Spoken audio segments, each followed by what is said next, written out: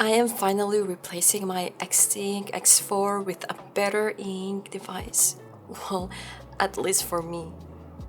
If you've been following my journey since the very beginning, there is a specific reason why I got my Xteink X4. But the TLDR is I accidentally broke my Boox Palma 2 and the Xteink X4 is the replacement for it. I did enjoy my time with the X4 and I've written so many articles and made videos about it for the past few months. But for today's video, it's a little bit different because I am finally replacing my Xteink X4 with a better e-ink device. So I will be sharing with you the reasons why I'm changing, what device I got, and my use case, and what is the next plan for my Xteink X4. Let's get into it.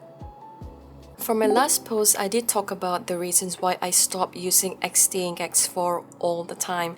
I realized over time, I didn't really feel the motivation to read books with this device. And some of the reasons why is, number one, the screen is just really too small for me to feel excited to read. So that is really like a big factor for me. And no front light is really hard to read anywhere that is dim or in a dark room, and holding it just gets uncomfortable over time. Yes, I do have a small hand, but at the same time, holding this for too long can get a little bit uncomfortable and my hand gets cramped. And getting books for this device without Libby or Overdrive can be a huge hassle. I really want free books.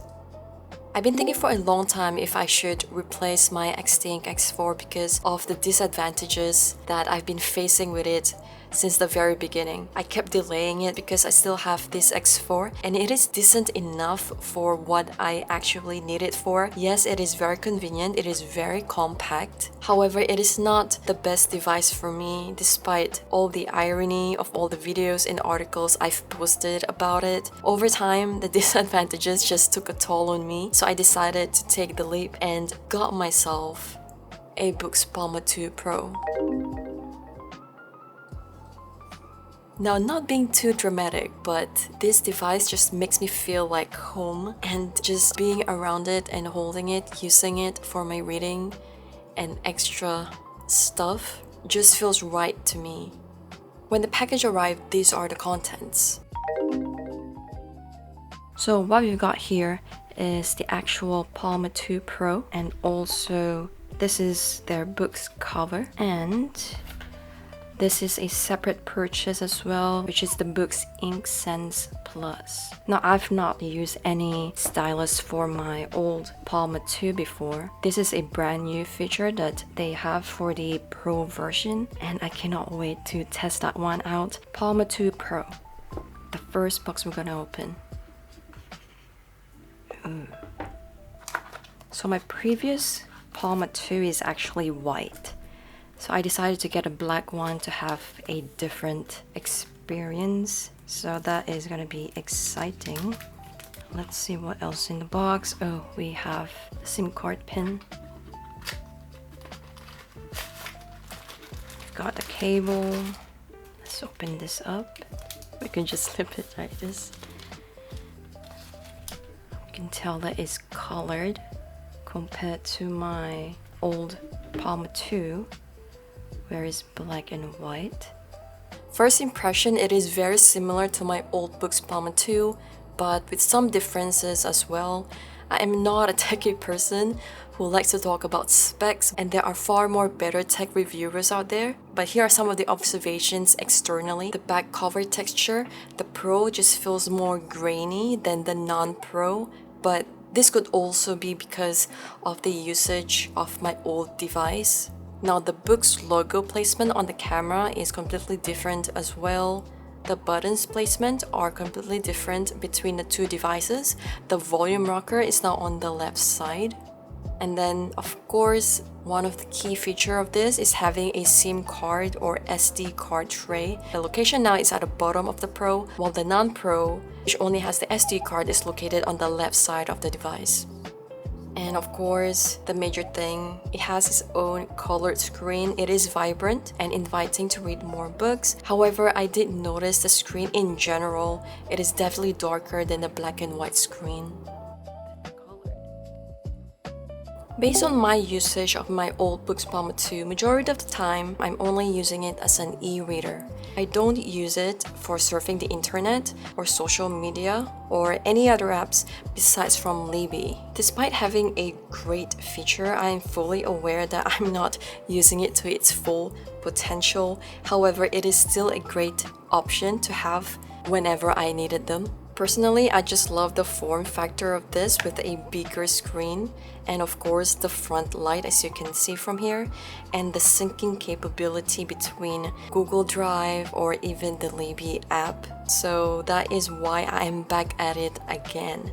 I'm so used to holding my phone 24/7. It is very much a similar feel, and carrying this device as a secondary phone, it is still okay for me from time to time. I much rather carry a second phone like this Boox Palma 2 Pro and actually use it than carrying a card size ink reader like the X4 that I never actually use.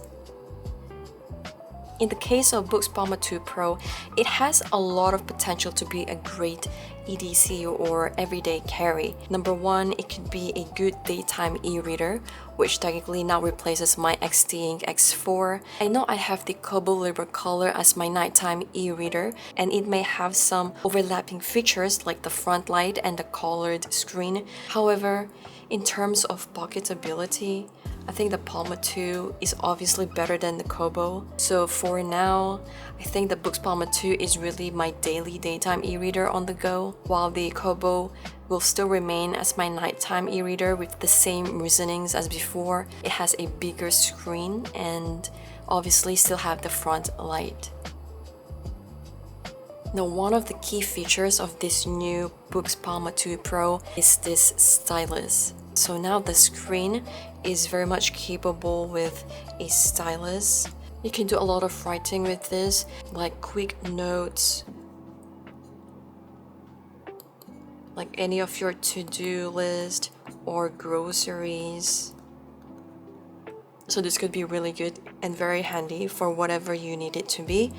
And being transparent again, I will probably not be using this for a long session of writing or journaling or any of those kind. I still prefer to do those tasks in a very analog way with pen and paper, or digitally with an iPad or my ink Boox 10.3 Go. I don't think the Pro is comfortable enough for this kind of long kind of writing, and also I still feel for those kind of tasks the screen is still too small. So this device is really meant for quick notes or to-do list, anything related to those kind of smaller tasks.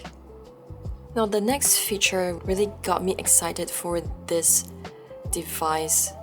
Now this Boox has a SIM card and SD card tray that you can put your SIM card. However, I think it's only data that works on this device, so which means the traditional phone calls or messages does not work.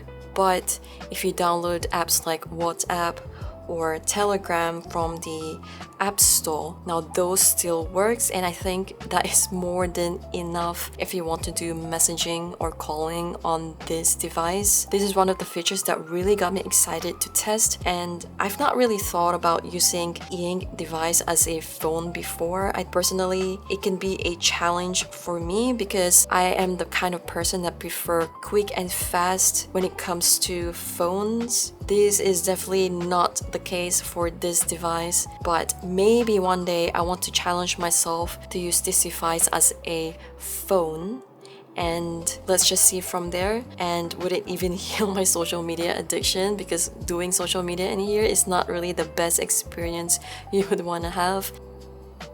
This could be your biggest question at the moment. I will still be using it, but not as often as I usually do. Perhaps when I travel, I could still use it instead of carrying my second phone right here. I mean, not only when I travel overseas, but also locally. I could still bring this around if I'm carrying like my smaller bags, or I'm not carrying anything at all. I could just slip this inside my jeans pocket or shorts pocket. That is still definitely one of my use case for this. I don't want to put this device unused as much as possible, and also I want to think of more things or more alternative use cases for this X4. And if you have any other recommendation on what other things I could use this for besides from reading ebooks, I would definitely appreciate that, because I want to do a little bit of experimentations. But for now, I think this will just be my standby ultra portable e-reader on the go.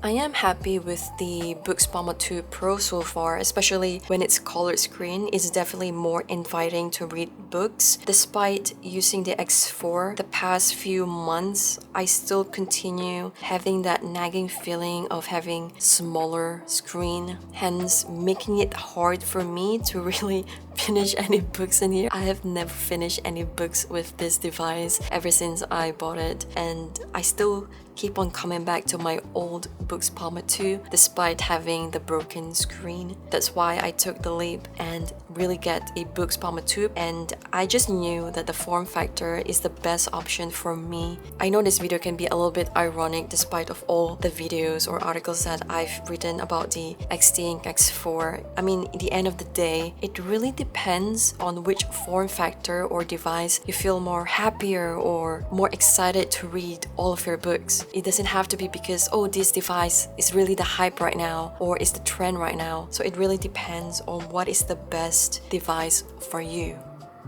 So I have a couple of questions for you today. Do you have any other recommendations on what other things I could use my X4 besides from being an e-ink reader? I would love to experiment on other ways to use this device. And my question number 2 is, do you think that the Boox BnW Pro is a good replacement for the Xteink X4, and would you get one for yourself? Let me know what you guys think. I've also written a Substack article about this video. Check it out in the description below. Until then, I'll catch you on the next one. Bye!